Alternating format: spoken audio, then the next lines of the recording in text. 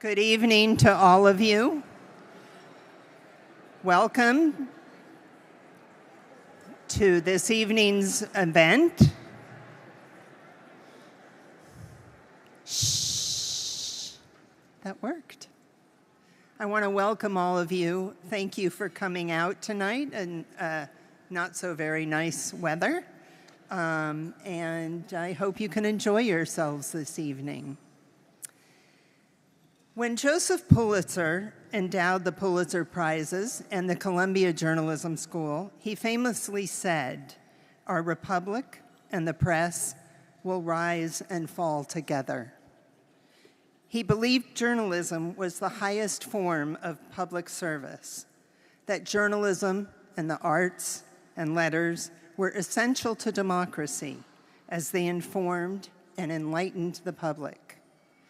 Normally, we don't feel the need to reiterate these shared values here, but these are not normal times. I think we'd all agree with that. The Pulitzer Prizes support the First Amendment. We believe in access to government institutions and an independent press. We stand for civil discourse and against censorship. We believe that triumph and tragedy, corruption and progress must be held up to the light. I never imagined I would need to say this on behalf of the Pulitzer Prizes, or that it could be seen by some as an act of resistance. But here we are. And we will continue to honor those of you who do this essential service. Many of you already know how the selection process works, but for those who do not, I want to spell it out briefly. Despite mounting financial, legal, and political attacks, we received a wealth of excellent entries in journalism, arts, and letters this year. Pulitzer winners, your work was selected from among 1,100 entries in journalism and 2,300 entries in books, drama, and music. In 23 categories, a jury of your peers reviewed the submissions. Writers, photographers, editors, critics, academics, and musicians, some of them previous Pulitzer winners, reviewed hundreds of submissions in each category and gave the board a list of their top choices. The board selected the winners. You are this year's winners. Tonight we stand up for the Republic and the press, for arts and letters. We celebrate you and hold you as a beacon for the next generations. We thank you.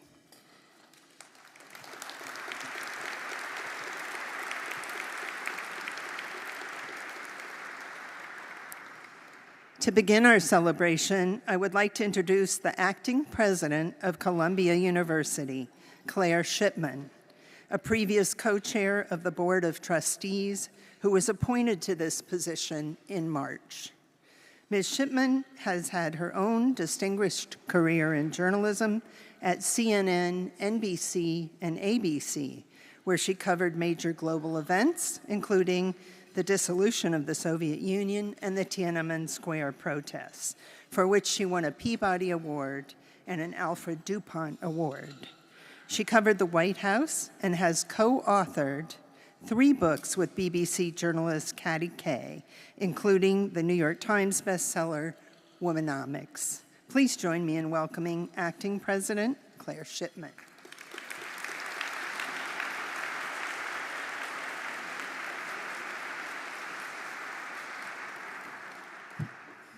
Thank you, Marjorie, and thank you all so much for having me tonight. I know we have a lot to get to this evening, including some very important awards, so I'm going to keep my remarks brief. I'm here with all of you, and I am so thrilled to be here to celebrate the roles that journalism, literature, and the arts play in our world, in keeping the public informed about issues that matter, in pushing for transparency and accountability, in promoting discussion and debate, and in safeguarding democracy around the world. As many of you know now, because of my introduction, I got my start in journalism 4 decades ago. It's been wonderful to see some old friends here tonight. But I have seen firsthand how much care, persistence, and expertise it requires to get a story or project right, how brave you have to be at times to see a story through, and how essential the work is to protecting the rights that we all hold so dear. The pressures on all of you right now as artists and storytellers and truth seekers are enormous. I don't think you need me to tell you that. The never-ending and lightning speed news cycle, the misinformation and disinformation, polarization, economic challenges, proliferation of new platforms of all shapes and sizes, and the safety risks which strike, of course, at the core of all of your professions. But as you all know, and as we're going to hear tonight, the role you all play has never been more essential. I was thinking about these remarks tonight, and having now spent a bit of time on the inside of an academic institution, I was struck by the similarity in the work I see our academics doing and in the work you all do, and the desire, I think, to uncover and examine and consider, and the curiosity and the mission to offer humanity tools and facts and, of course, some inspiration in order to move us all forward. I am so grateful for the work that you all do to make things better for all of us, and I could not be more proud that our institution hosts the Pulitzers. It is an honor to be here this evening. Thank you so much.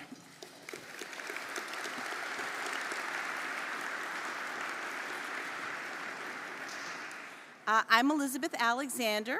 This is Emily Ramshaw. Together, we had the privilege of chairing the Pulitzer Board this past year. The privilege to choose these important awards, to lead on behalf of an extraordinary, brilliant, opinionated group of colleagues, and the privilege and joy of working with each other. It's quite an honor to stand before you tonight to celebrate the very best of American journalism, arts, and letters at a moment when the free press and creative expression have never mattered more. This year's prize winners remind us of the profound courage it takes to uncover and even tell the truth in the current political environment, and of the enduring power of the arts, drama, prose, music, history, to give voice to those who are otherwise being silenced. Consider ProPublica's heartbreaking reporting on pregnant women who died after doctors who feared abortion bans delayed life-saving treatment. The series led to changes in legislation, even in states with the strictest abortion bans. Or the work of the Baltimore Banner, in partnership with the New York Times, which captured fentanyl's tragic and outsized toll on elderly Black men in Baltimore. Listen to The New Yorker's shocking In the Dark podcast, a 4-year investigation into one of the most notorious crimes of the Iraq War, which the US military went to truly extraordinary lengths to keep hidden. Take in Moises Saman's painful and artful black and white photography of Syria's Sednaya prison, images that force us to confront torture and brutality.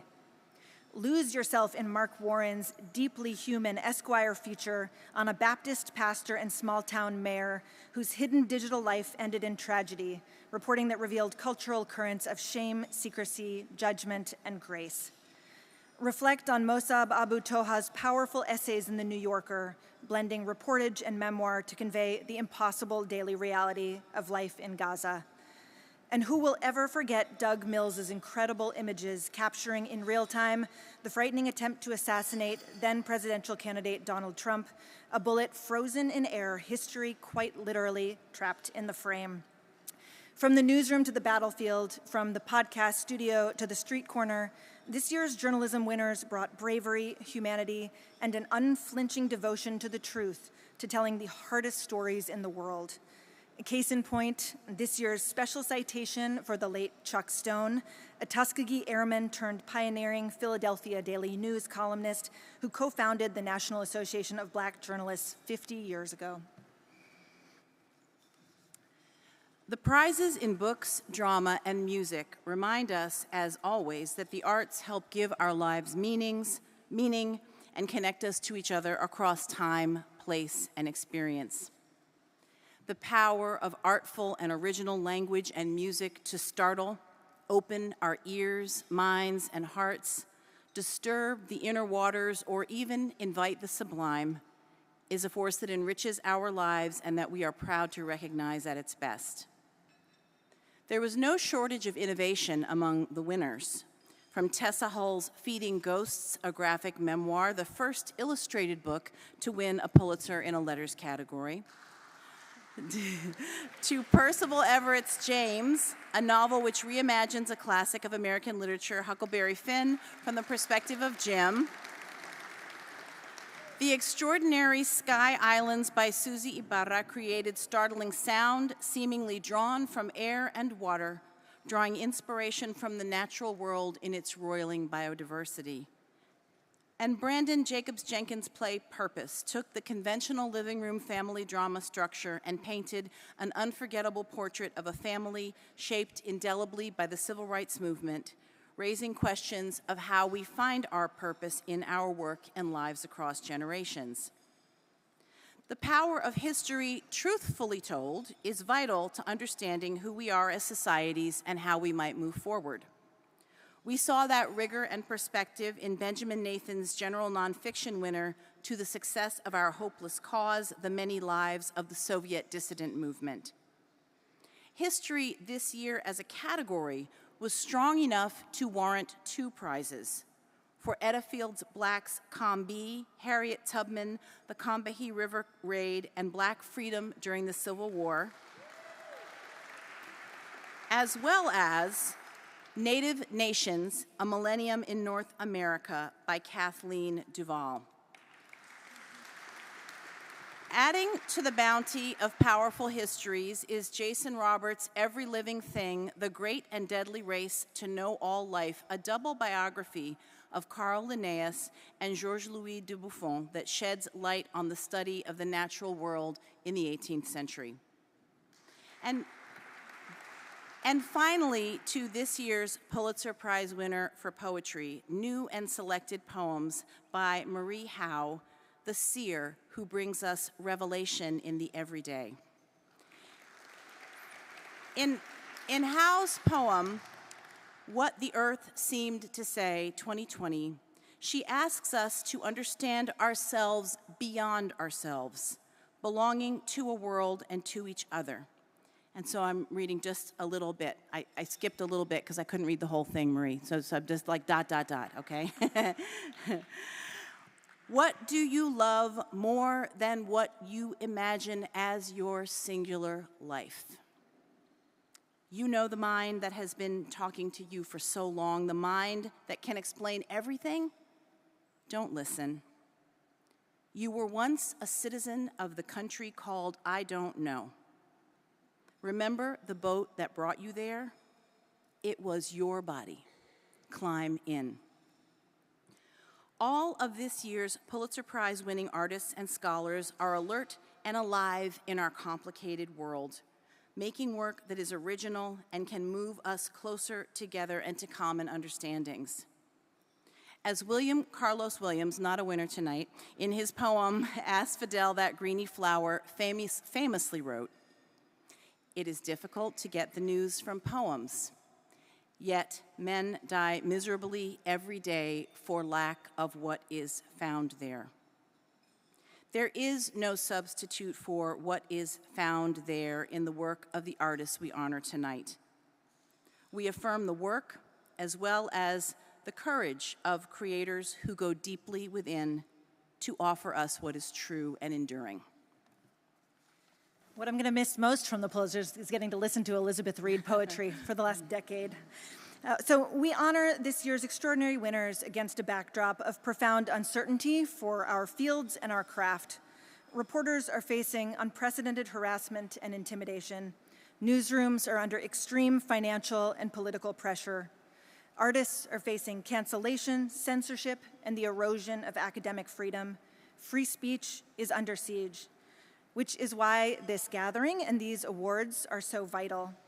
They are not only a recognition of excellence in journalism and the arts, They are a declaration of our shared values, that facts matter, that accountability matters, that creative expression matters, and that democracy cannot survive without an independent press and without artists and creatives willing to bear witness no matter the cost.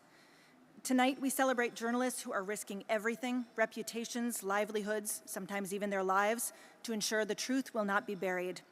We celebrate the writers, musicians, poets, and artists keeping our very dreams and spirits alive. And we affirm our collective responsibility to defend and honor their work with the Pulitzer Prizes. Thank you, and congratulations to all of tonight's winners.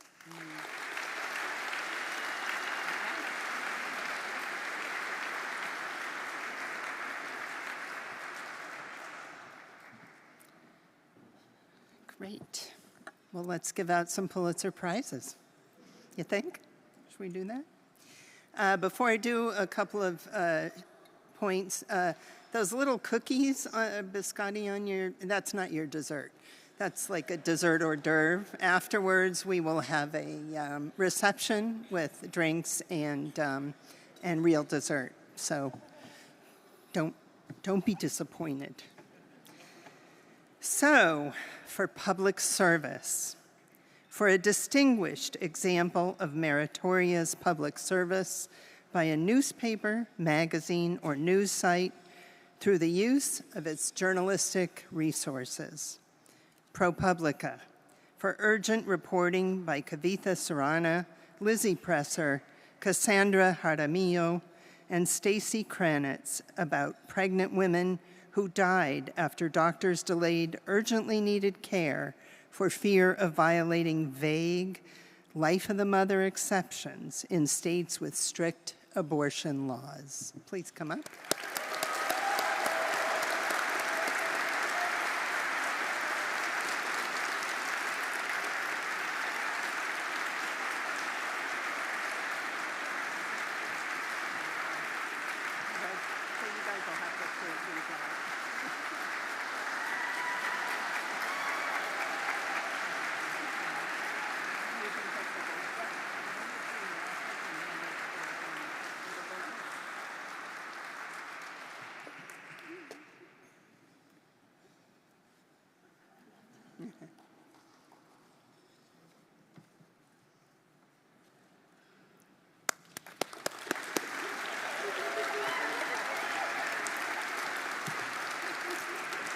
Congratulations again.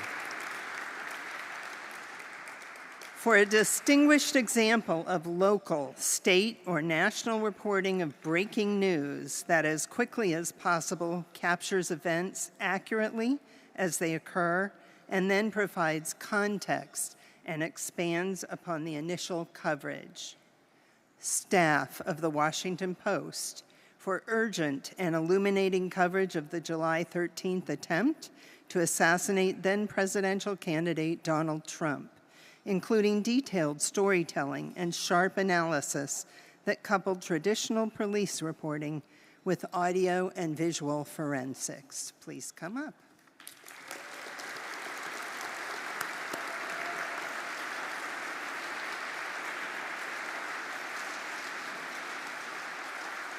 Congratulations. So this is one for staff. Over there, please. Congratulations.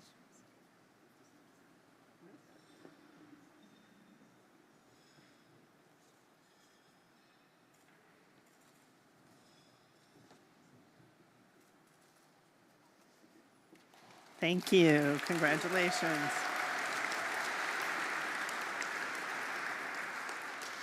For a distinguished example of investigative reporting using any available journalistic tool. Staff of Reuters, for a boldly reported expose of lax regulation in the United States and abroad that makes fentanyl, one of the world's deadliest drugs, inexpensive and widely available to users in the United States.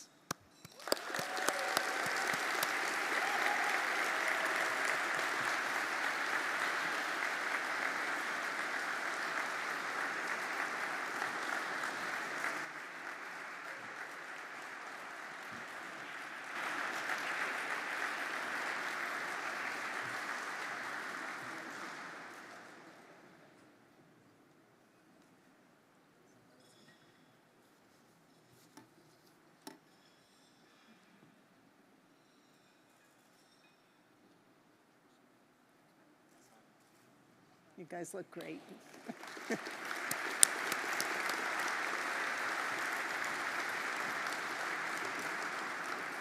For a distinguished example of explanatory reporting that illuminates a significant and complex subject, demonstrating mastery of the subject, lucid writing, and clear presentation.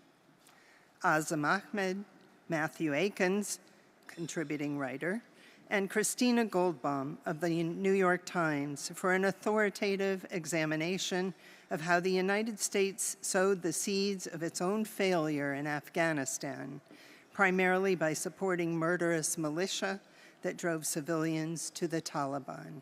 Congratulations.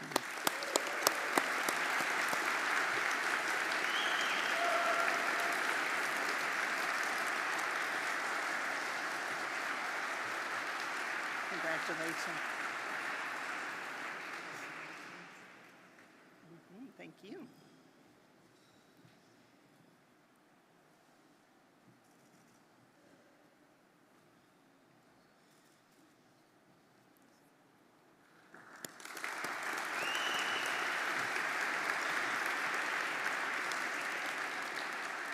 For a distinguished example of coverage of significant issues of local or statewide concern, demonstrating originality and community connection.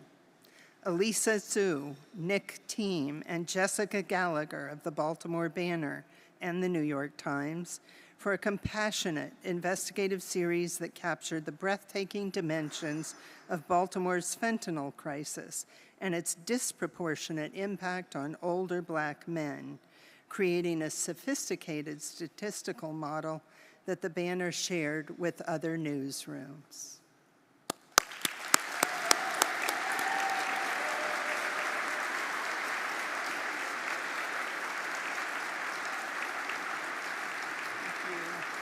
I'm probably getting these wrong. Look inside, make sure I don't get them wrong.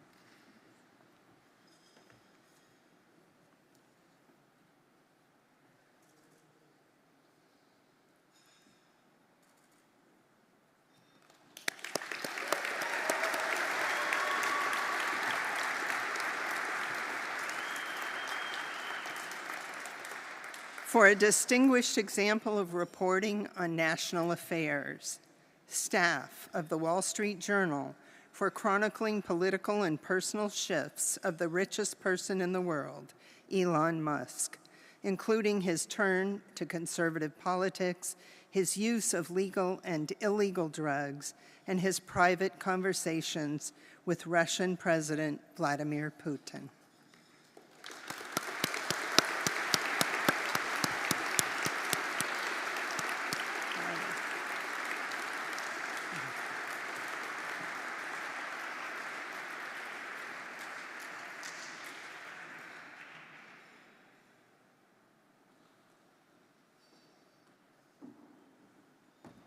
Congratulations. Thank you. This is for the staff. Congratulations. Thank you. Thank you. Okay, thank you.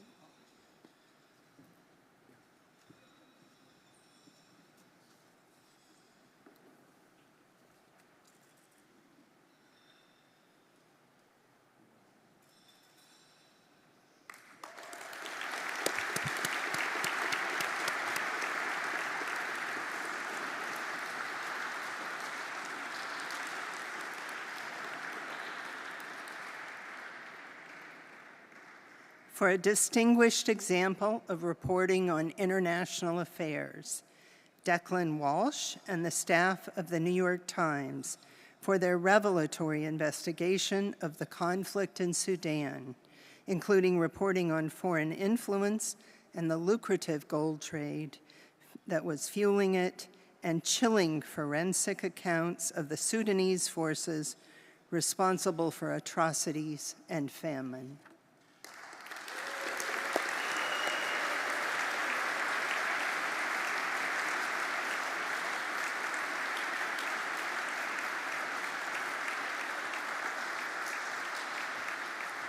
One's for you and one's for the, I don't know.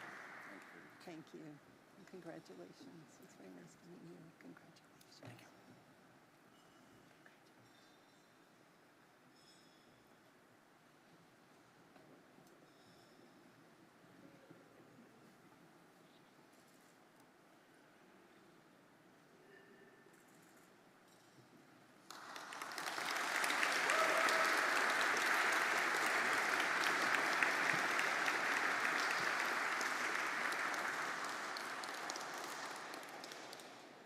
For distinguished feature writing, giving prime consideration to quality of writing, originality, and concision.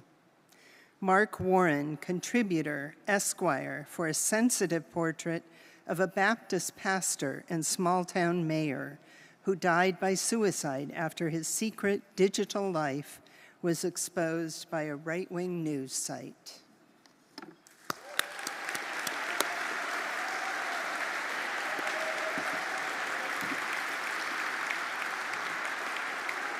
Oh. I loved your piece.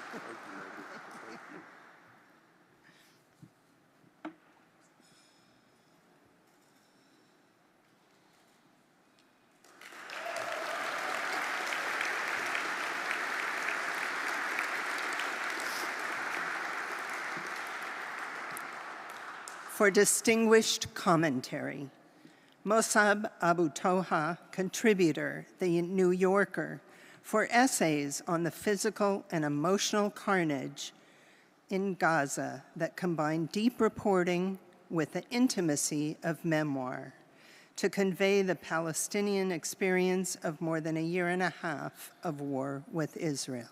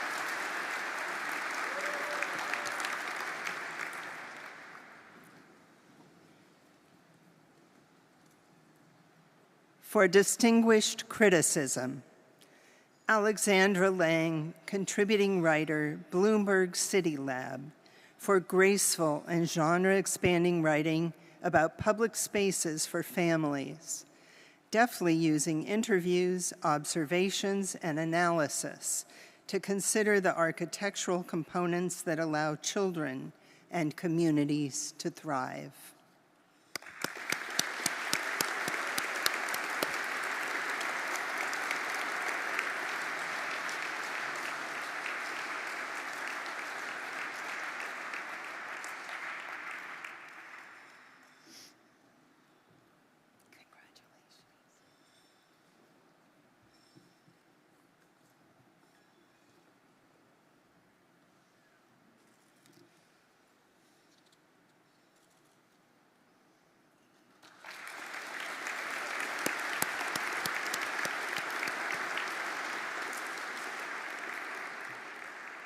For distinguished editorial writing, the test of excellence being clearness of style, moral purpose, sound reasoning, and power to influence public opinion. Raj Mankad, Sharon Steinman, Lisa Falkenberg, and Leah Binkovitz of the Houston Chronicle, for a powerful series on dangerous train crossings that kept a rigorous focus on the people and communities at risk as the newspaper demanded urgent action.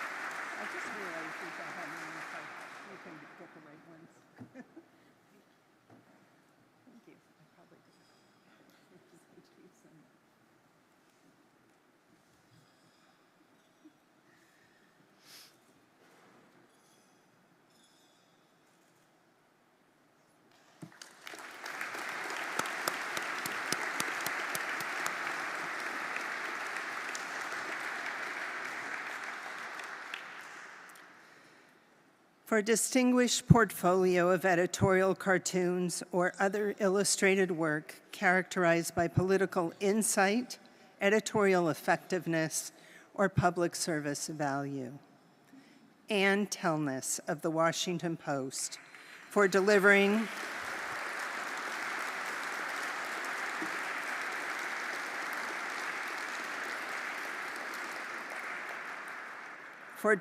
piercing commentary on powerful people and institutions with deftness, creativity, and a fearlessness that led to her departure from the news organization after 17 years.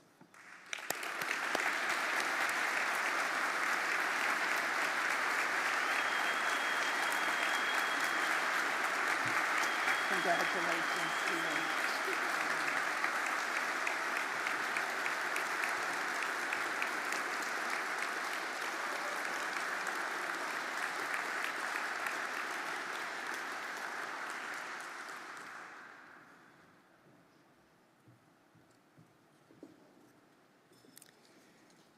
For a distinguished example of breaking news photography in black and white or color, which may consist of a photograph or photographs.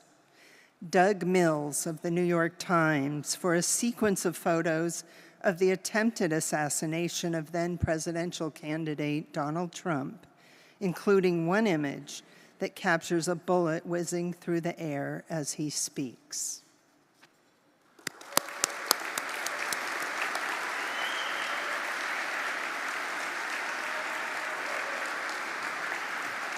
Congratulations. Wonderful. Thank you so much. Thank you. Thank you.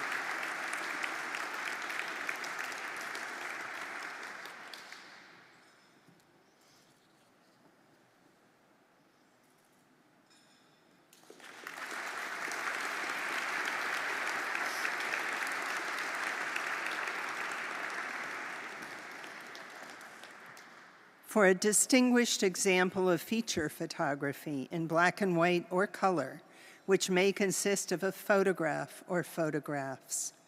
Moises Saman, contributor, The New Yorker, for his haunting black and white images of Sednaya, a prison in Syria that capture the traumatic legacy of Assad's torture chambers, forcing viewers to confront the raw horrors faced by prisoners and to contemplate the scars on society.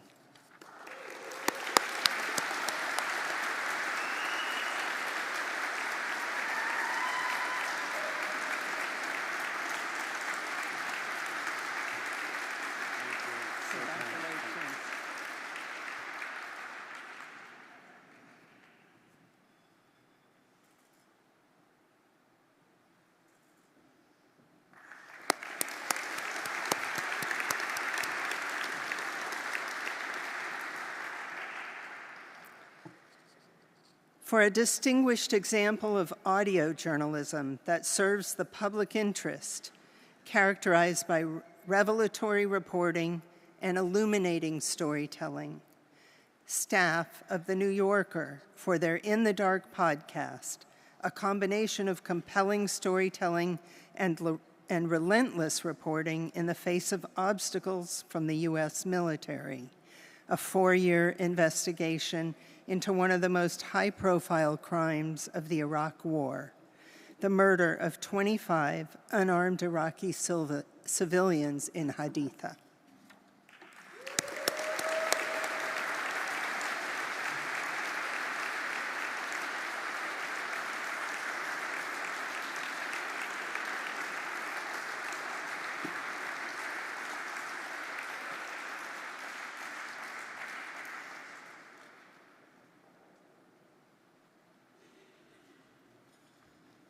Congratulations. You guys get me. Thank you. Congratulations.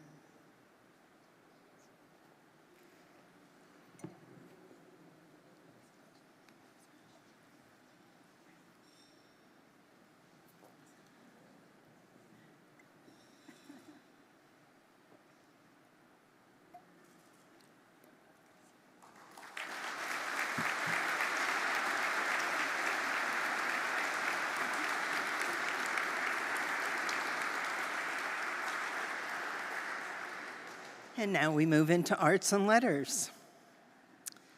For distinguished fiction, preferably dealing with American life, James by Percival Everett, an accomplished reconsideration of Huckleberry Finn that gives agency to Jim to illustrate the absurdity of racial supremacy and provide a new take on the search for family and freedom.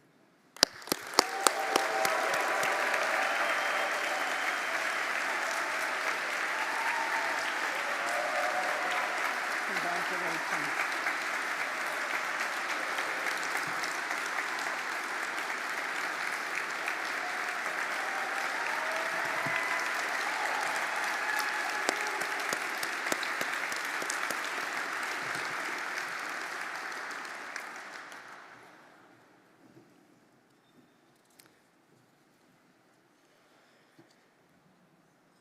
For a distinguished play, preferably original in its source and dealing with American life, Purpose by Brandon Jacobs Jenkins, a play about the complex dynamics and legacy of an upper-middle-class African-American family whose patriarch was a key figure in the civil rights movement, a skillful blend of drama and comedy that probes how different generations define heritage.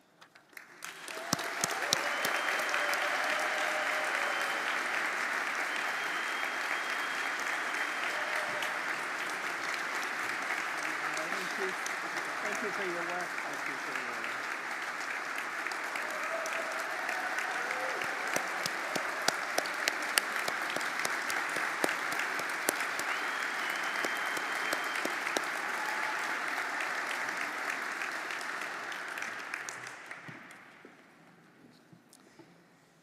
For a distinguished and appropriately documented book on the history of the United States, there are 2 awards. One goes to Native Nations, A Millennium in North America by Kathleen Duvall, a panoramic portrait of Native American nations and communities over 1,000 years, a vivid and accessible account of their endurance, ingenuity, and achievement in the face of conflict and dispossession. Sadly, Kathleen Duvall's flight was canceled, and she wasn't able to make it today, so accepting the award on her behalf will be Molly Turpin, her editor at Random House.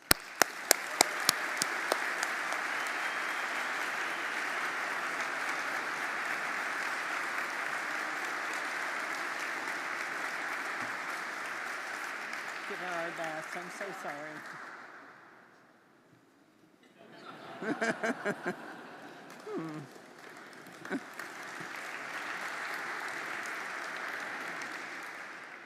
And the other award for history goes to Combahee, Harriet Tubman, The Combahee River Raid and Black Freedom During the Civil War by Etta L. Fields Black, a richly textured and revelatory account of a slave rebellion that brought 756 enslaved people to freedom in a single day, weaving military strategy and family history with the transition from bondage to freedom.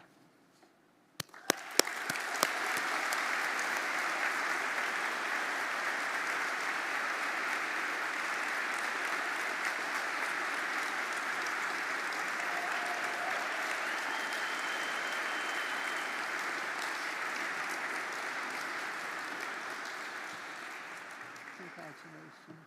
Thank you for your work.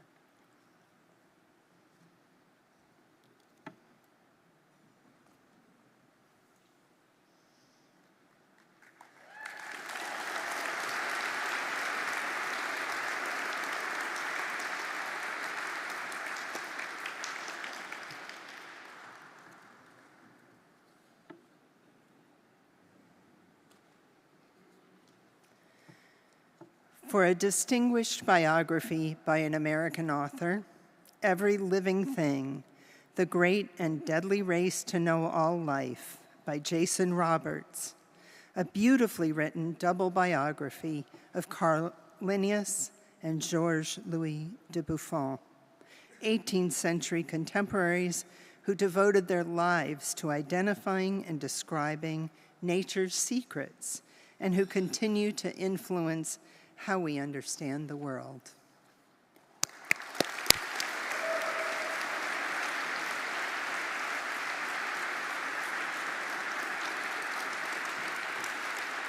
Thank you so much. Thank you. Thank you.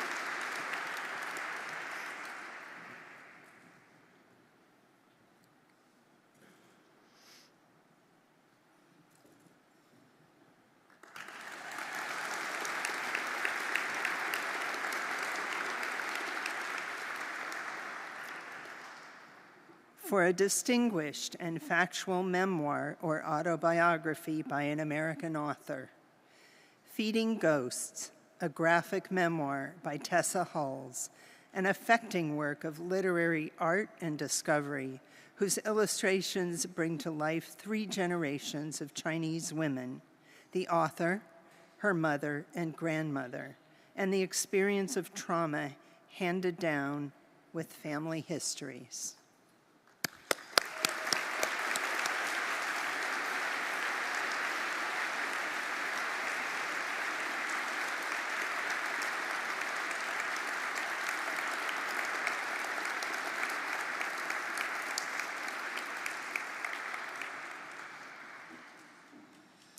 We got you out of Alaska. Thank you.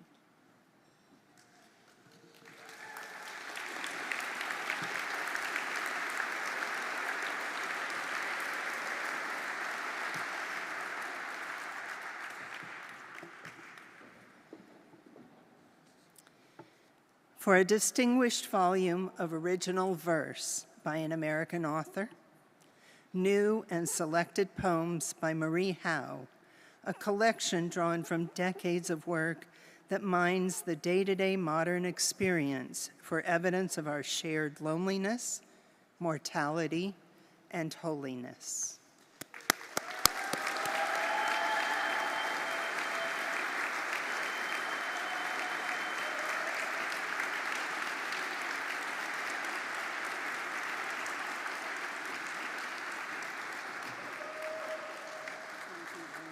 Congratulations, Sonia.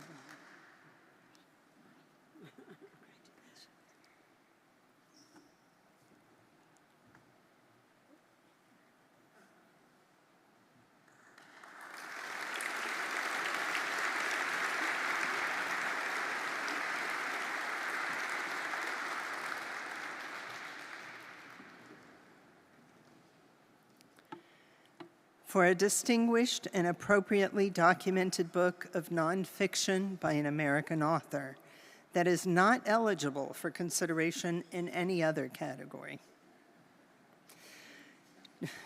To the success of our hopeless cause, The Many Lives of the Soviet Dissident Movement by Benjamin Nathans, a prodigiously researched and revealing history of Soviet dissent, how it was repeatedly put down and came to life again, populated by a sprawling cast of courageous people dedicated to fighting for threatened freedoms and hard-earned rights.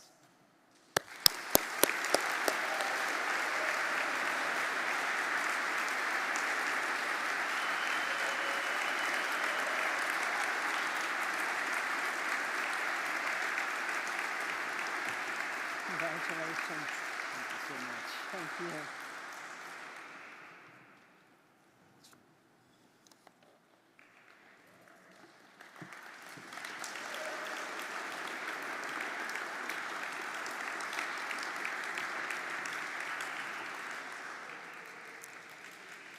For distinguished musical composition by an American that has had its first performance or recording in the United States during the year.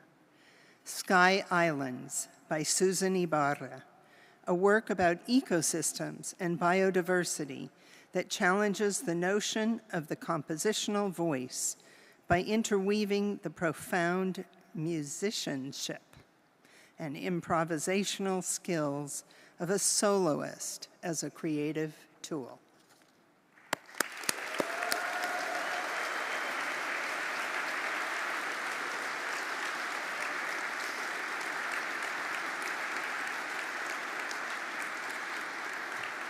Congratulations.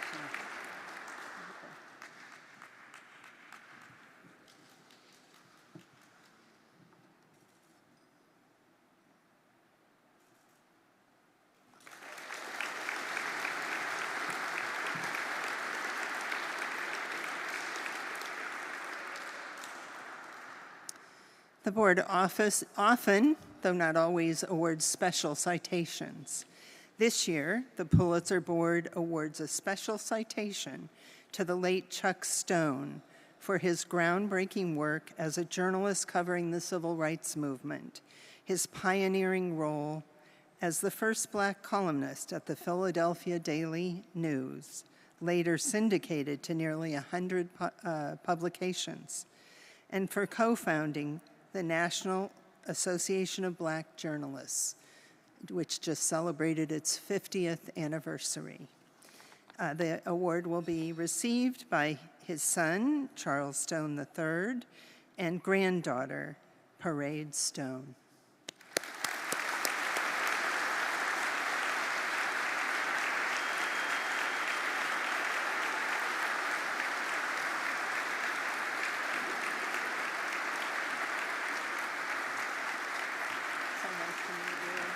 Congratulations.